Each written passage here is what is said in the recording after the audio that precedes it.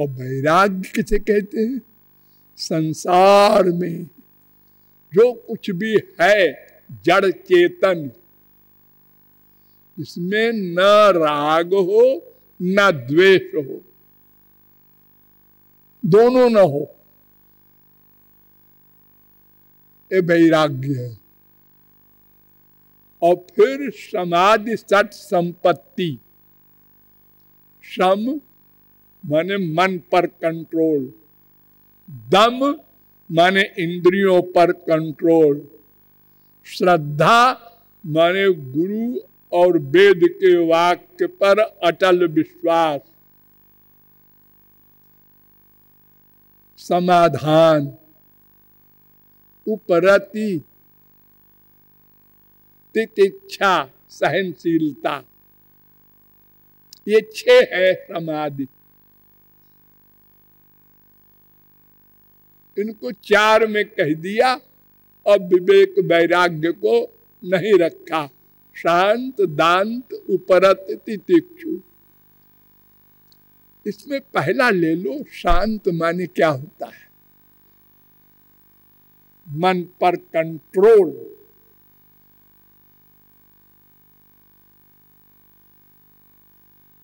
अगर जगत गुरु शंकराचार्य होते तो उनसे हम नम्रता पूर्वक पूछते कि मन पर कंट्रोल कैसे होगा, तब आपके यहां हमने दाखिला मिलेगा। ये अपना तुम जानो कैसे होगा। रे रे रे भाई, ऐसा नहीं चलेगा। जब आप जगत गुरु हैं तो आपको ये भी बताना होगा कि ये श्रम कहां से आएगा। क्यों? इसलिए कि श्रम के लिए तो वेद बड़े जोरों से कह रहे हैं कि क्षणम आयाति पातालम क्षणम जाति नभस्थलम। एक क्षण में मन पाताल पहुंच जाता है, बड़ा चंचल है, इस पर कोई कंट्रोल नहीं कर सकता।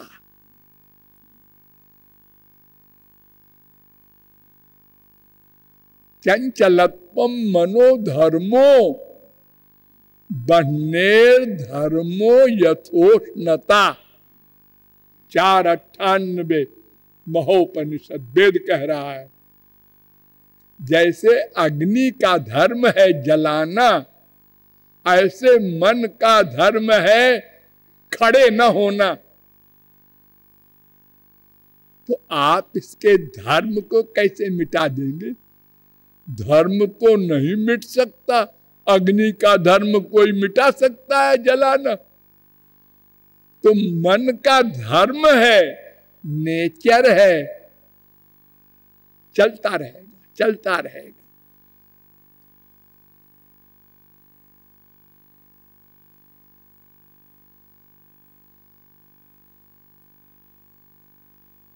अपिबन्यसनाद ब्रह्मन विषमश्चित्त निग्रह। अग्नि को खा ले कोई आदमी, यह भी पॉसिबल हो जाए, मान लेते हैं, लेकिन मन पर कंट्रोल कर ले, ये असंभव है। ये वेद कह रहे हैं। अरे हमारे यहाँ ऋषभ भगवान का अवतार हुआ था भारत में, उनके सामने सिद्धियां आई, अणिमा लघिमा वगैरह सिद्धियां होती हैं। आप यहाँ बैठे हैं और अगले सेकंड में इंग्लैंड पहुंच जाए शरीर के सहित, आप किसी के अंदर घुस जाएं, वो क्या सोच रहा है नोट कर लें। तमाम बातें इम्पॉसिबल जो है ऐसे, वो सब सिद्धियों से होती हैं। इतने भारी हो जाए कि कोई उठा न सके हजारों आदमी, और इतने हल्के हो जाए कि फूंक दो तो उड़ जाए। तो ये सिद्धियां जब आई तो पूछा ऋषभ ने, आप लोग कैसे आई, कहाँ से आई, क्यों आई? कहा महाराज आप महा महा महा महा पुरुष है, तो हम आपकी सेवा के लिए आए। हंसे, हंस कर कहते हैं मैं ही मिला हूं तुमको, भाग जाए यहां से।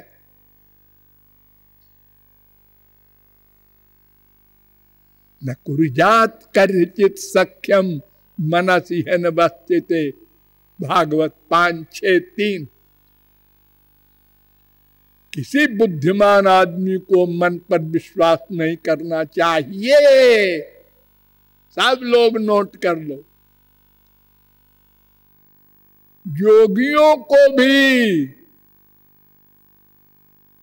जिस योग का शब्दार्थ है योग चित्त वृत्ति निरोधा, ऐसा बकवास है।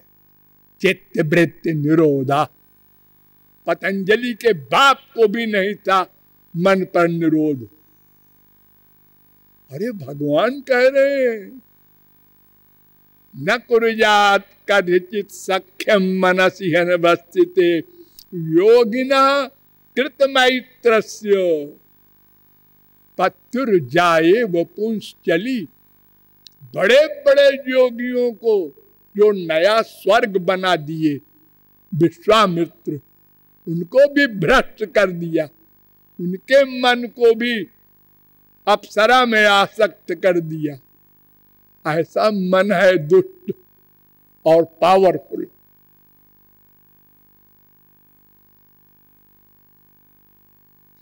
पांच छह चार भगवान ने तमाम अपनी बड़ी बड़ी शक्तियां गिनाई हैं, गीता में भी भागवत में भी। तो उस मन को सबसे बड़ा पावरफुल बताया है। दुर्जया नाम हम मन 11, 16, 11 भागवत। सबसे बड़े बलवानों में टॉप करता है मन। जितने बलवान और हुए हैं सब भीमसेन हो चाहे वो भीष्म पितामह हो, ये कुछ नहीं है। देखो अर्जुन, जिसके लिए भगवान ने कहा वीराणाम हम अर्जुना, सब वीरों में मैं अर्जुन हूं, यानी अर्जुन टॉप करता है। वो अर्जुन कह रहा है भगवान से कि महाराज आप बार बार कहते हैं मन पे कंट्रोल करो, मन पे कंट्रोल करो। चंचलम भी मना कृष्ण प्रमाथि बलवद दृढ़म। इतना चंचल है महाराज, भायो श्री वसु दुष्करम। इस पर कंट्रोल कैसे करें? जो बड़े बड़े योगींद्र नहीं कर सके, विश्वामित्र, पराशर, बड़े बड़े, तो साधारण मनुष्यों से शंकराचार्य आशा करते हैं मन बस कर लो फिर आ जाओ। फिर काय को है तुम्हारे पास? जब मन हमारे बस में हो जाए फिर क्या जरूरत है?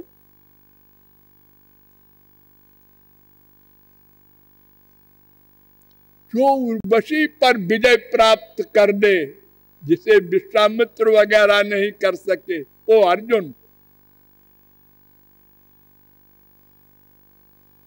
वो कह रहा है चंचलम में मना कृष्ण 6:34 गीता। और भगवान ने एडमिट किया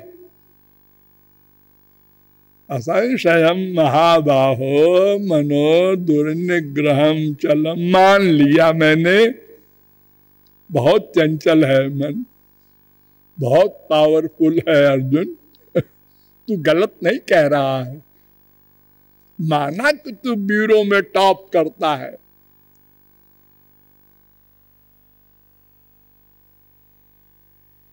तो मन पर निग्रह करना ये किसी के बस का नहीं है। जो माया पर कंट्रोल कर ले वो मन को बस में कर सकता है। जजमेंट, जो माया को जीत ले, और माया को कोई नहीं जीत सकता।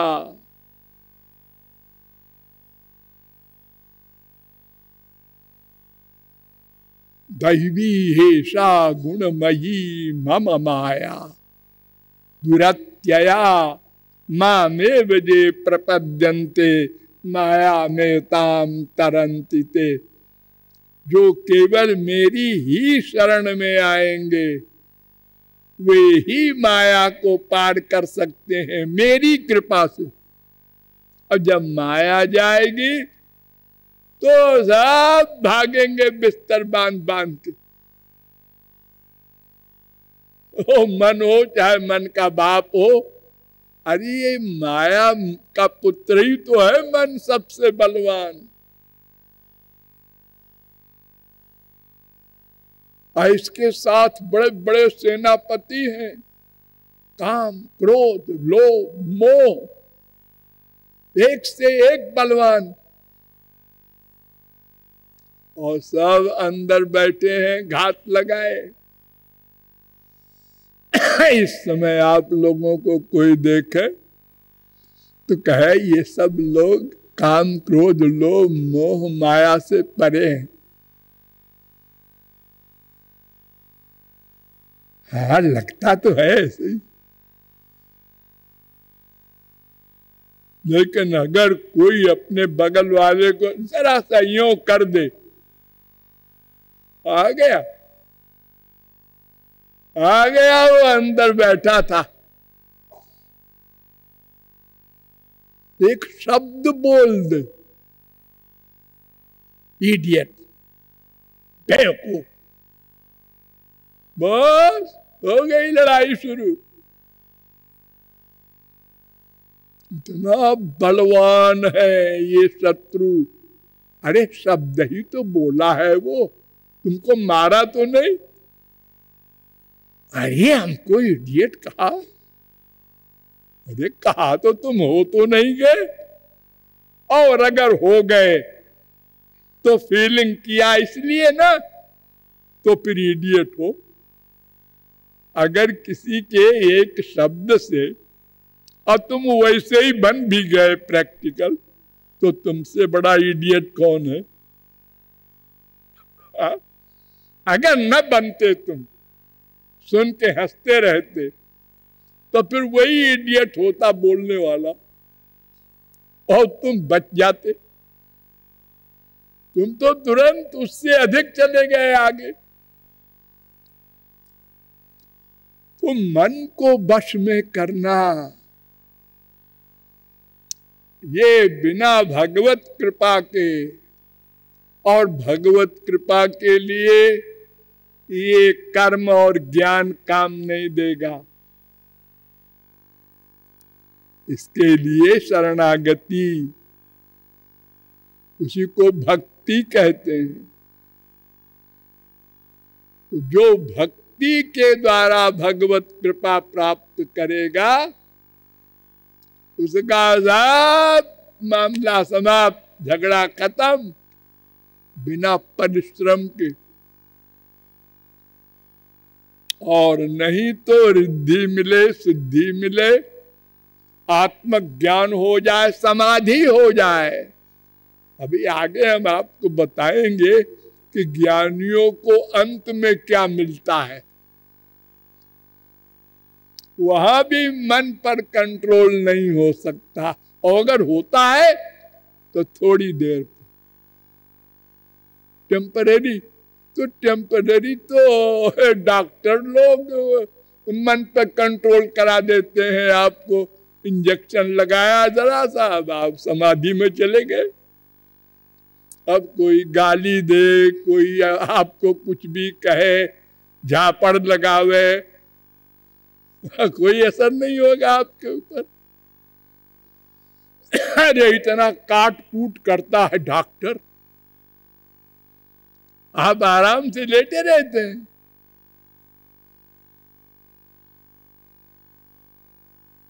तो टेम्परेरी रिलीफ जो होता है समाधि में, और जब समाधि से बाहर आया हो, हमला किया माया ने, आओ गया मन।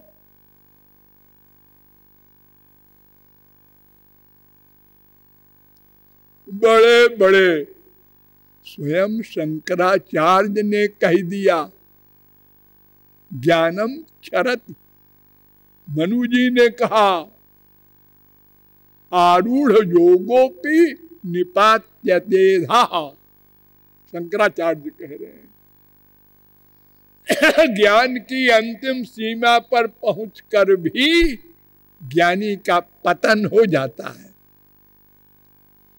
अरे शंकराचार्य की क्या हैसियत है।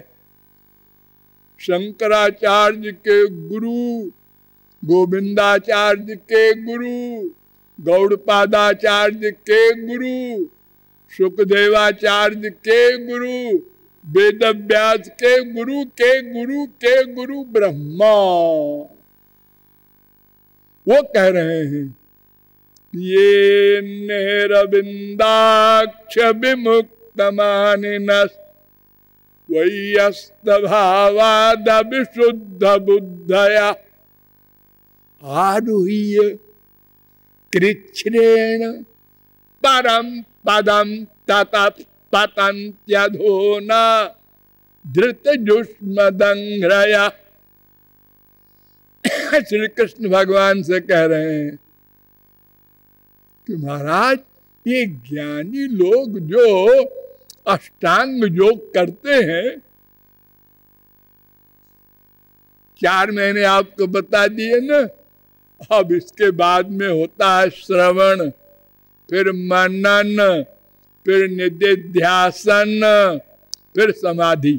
ये 5 है अंतरंग और 4 है बहिरंग। तो 8 करके जो चोटी पर पहुंचता है उसका भी पतन हो जाता है।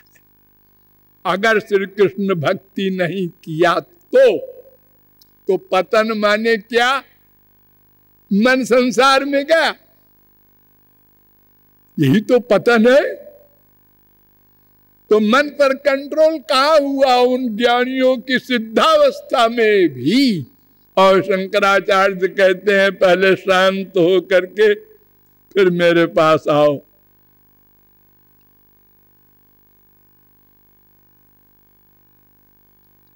इसका रहस्य क्या है, आगे बताएंगे।